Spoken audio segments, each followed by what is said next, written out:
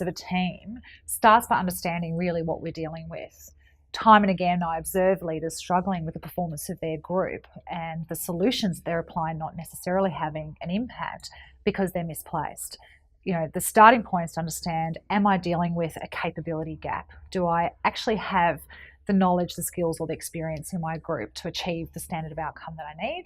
The second part of the equation is, do I actually have successful behaviours in my group? Are people bringing the approaches that allow them to apply their talent to achieving the outcome? It's also about understanding, is underperformance a consequence of individuals and their individual contribution, or is the issue more related to a broader team problem? So is the performance standard a reflection of the fact that my team are not, for example, collaborating, cooperating, working in ways that enable us to leverage their collective potential? So it is about, as I said, understanding first and foremost, what is the challenge? And if my challenge is a capability one, if I don't have the knowledge or skills, then how do I actually bridge that gap? Equally, if my issue is a behavioural one where my team are not behaving in successful ways, then again, what's the plan for bridging that gap? So that clarity is a starting point. The plan is the second step. How am I actually going to bridge the gap between the current standard of performance and what I need or want to see? Sometimes the solution is actually about focusing around leadership effectiveness. So are my managers in my business hiring the right people to start with?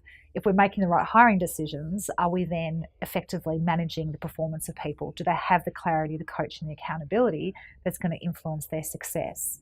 It's also about understanding the impact that leaders potentially are having on the cultural environment of the organisation. So to what extent does your culture inspire people to strive? To what extent does it inspire people to give their all and to work hard to achieve optimal results? So when we're planning the solution or we're looking at potential solutions, it is absolutely, in my experience, wise to start with leadership capability and effectiveness. Are our leaders having the right impact? And then from there, clearly, it's about contemplating other strategies or aspects that we can consider, such as, are we appropriately rewarding and recognising people so it does inspire the right standard of performance? Are we taking the right approach to learning and development and continuously improving people's capabilities and enabling them to grow with the demands of their job? So once we understand the issue, we have the plan in place, we've identified some key developmental or solutions to shift culture or capability, whatever the particular issue is, it's then about discipline. I often observe leaders struggling to shift performance of their team because they're not necessarily bringing the level of focus and follow through that they need to make sure that that change does in fact happen. Often that challenge is about shifting performance can be confronting, both for individuals, teams, and the leader themselves.